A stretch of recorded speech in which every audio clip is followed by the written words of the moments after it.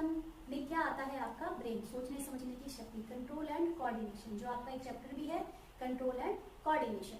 तो सबसे पहले हमें जो पता होना चाहिए, we should know from the point of view of general knowledge and also from the point of view of your exam. Okay, तो आपको ये पता होना चाहिए कि what is the basic unit of nervous system, या फिर इसको हम ऐसे भी कहते हैं what is the name of cell of nervous system. तो वो है आपका न्यूरॉन। न्यूरॉन क्या है? न्यूरॉन इज ए सेल है न्यूरॉन। अब आप सोचेंगे कि सेल कैसे है, सेल तो हम कुछ और पढ़े हुए हैं।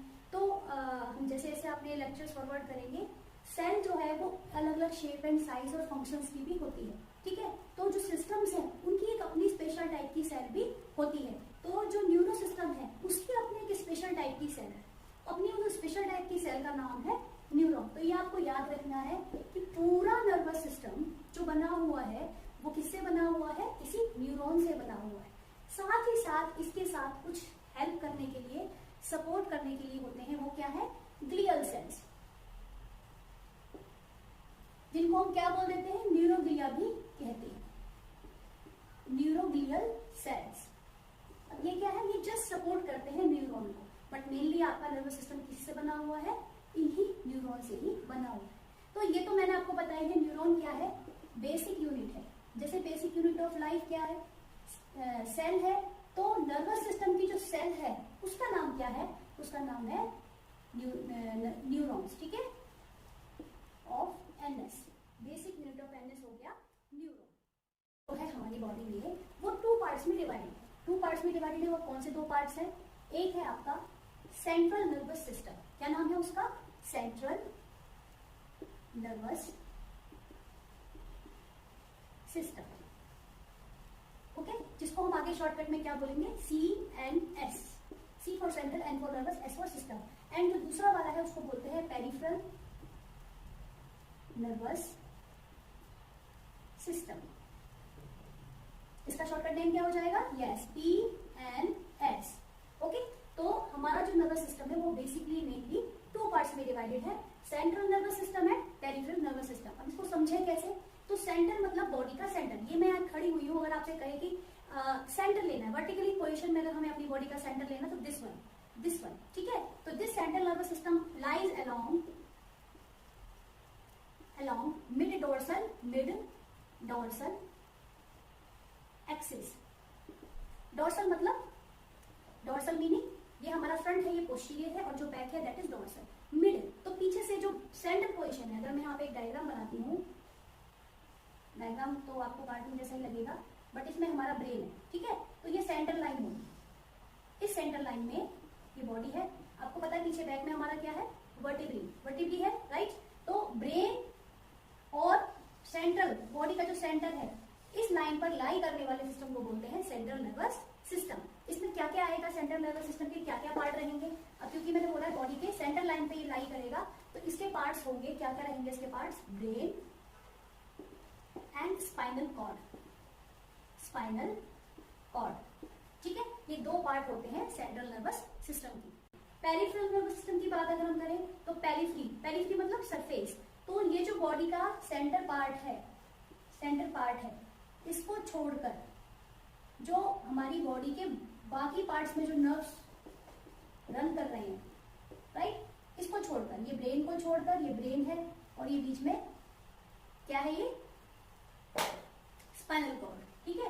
तो ये होगी रेड, ये स्पाइनल कॉर्ड है और ब्रेन है। तो इसके इनको छोड़कर जो बाकी बॉडी में नर्व जो हमारी ट्रेवल कर रही है, all these are connected to peripheral nervous system, ठीक है। मतलब पेरिफेरी सरफेस, सेंटर पोर्शन को छोड़कर जो बाकी हाथ पैर, आपके हैंड्स लिम्स जितने भी हैं, इंटरनल ऑर्गन एक्सटर्नल ऑर्गन, सब में जो नर्व्स ट्रेवल कर रहे हैं, that comes under the peripheral nervous system, ठीक है। तो इसमें क्या आ जाएगा? हमारी सारी पेरिफेरी नर्व्स आएंगी। पेरिफेरी नर्व्स में हमारी टू टाइप्स की नर्व्स होंगी, वो कौन सी है? Sensory nerves and motor nerve. Periphery nerves आ जाएंगे सारे के सारे। तो पेरिफेरी नर्वस सिस्टम में वो भी आगे जाके टू टाइप्स में डिवाइडेड है। वो टू टाइप्स कौन कौन से हैं? एक है सोमेटिक नर्वस सिस्टम और एक है autonomic nervous system. Okay, somatic जो है, सोमेटिक नर्वस सिस्टम की जो नर्व्स होती हैं, they all are link to our organs, our body parts, our limbs, our organs. Which organ? The organs which are connected with the voluntary actions. ठीक है, voluntary actions का आपको idea होगा, voluntary organs कह सकते हो आप इसको। वॉलेंट्री मतलब जो भी एक्शन अपनी बॉडी के रिलेटेड हम अपनी खुद की विश से करते हैं, अपनी इच्छा से करते हैं, अपनी सोच समझ के करते हैं। मैं ये फिंगर हिला रही हूँ तो ये मेरा वॉलेंट्री एक्शन है। ओके, तो वॉलेंट्री जितने भी ऑर्गन्स हैं या हमारे जितने भी बॉडी से रिलेटेड वॉलेंट्री एक्शन है, वो सारे के सारे किस सिस्टम के अंदर आएंगे, किस नर्वस सिस्टम के अंदर आएंगे? Somatic nervous system, which is again part of peripheral nervous system. Okay, understand. अब सेकंड है हमारा ऑटो, सॉरी स्पेलिंग थोड़ा मिस्टेक हो गया, ऑटोनॉमिक। ऑटोनॉमिक नर्वस सिस्टम, नाम से ही आपको समझ में आ रहा होगा, ऑटोनॉमिक। ऑटोमोबाइल्स, ऑटो मीन्स जो खुद से चले।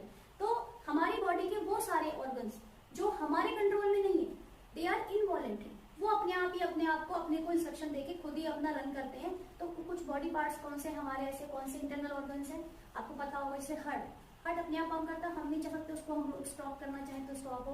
हमारा डाइजेस्टिव सिस्टम, हमारा respiratory system, excretory system and etcetera etcetera. तो ये जितने भी बॉडी के सिस्टम है, पार्ट्स हैं हमारे, जो हमारे कंट्रोल में नहीं है, these are connected with involuntary actions.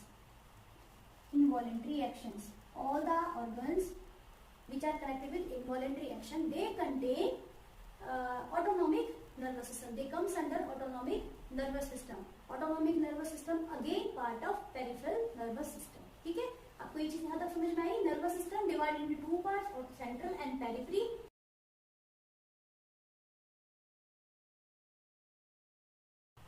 इसके बाद अगर हम बात करें फर्दर डिवीजन की, तो ऑटोनॉमिक नर्वस सिस्टम जो है, it is further divided into two types. Okay, वो क्या है आपके? One is sympathetic, sympathetic nervous system, and other one is parasympathetic.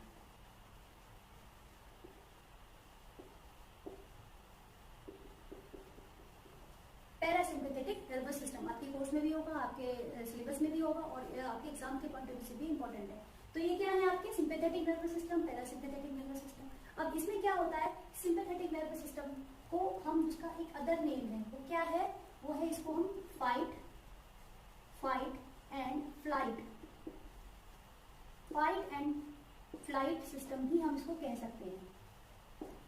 ऐसा क्यों है? सिंपैथेटिक नर्वस सिस्टम के अंदर आपका इमरजेंसी के टाइम पर, कुछ भी आपकी लाइफ में सिचुएशन ऐसी होती है जहां पर आपकी बॉडी को इमरजेंसी में एक्शंस लेने पड़ते हैं, at that time sympathetic nervous system है वो एक्टिवेट हो जाता है। क्या करता है?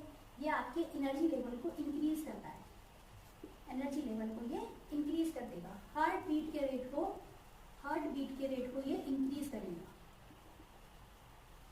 ओके, तो इससे क्या होता है, हम जैसे आपने देखा होगा, आपके पीछे कोई लगा था, आपने भागना शुरू कर दिया, है ना, भागना शुरू कर दिया, तो भागेंगे, हार्ट बीट फास्ट होगी, बीपी एकदम आपको ऐसा लगेगा हाई हो रहा है, बॉडी में एनर्जी एकदम से इंटेक होता जाएगा। एग्जाम आप लिख रहे हैं और टीचर ने बोला कि 15 मिनट्स आर रिमेनिंग ओनली, तो क्या होता है उस टाइम पर एकदम से आप देखते हैं कि जो 2.5 आवर से आप तो लेजी फील कर रहे थे, एग्जाम करते करते थकने लग गए थे, लेकिन जो लास्ट का हाफ एन आवर होता, एकदम से आप एनर्जेटिक फील करते हो, आपकी स्पीड बढ़ जाती है, सोचने की शक्ति एकदम से स्पीड हाई हो जाती है।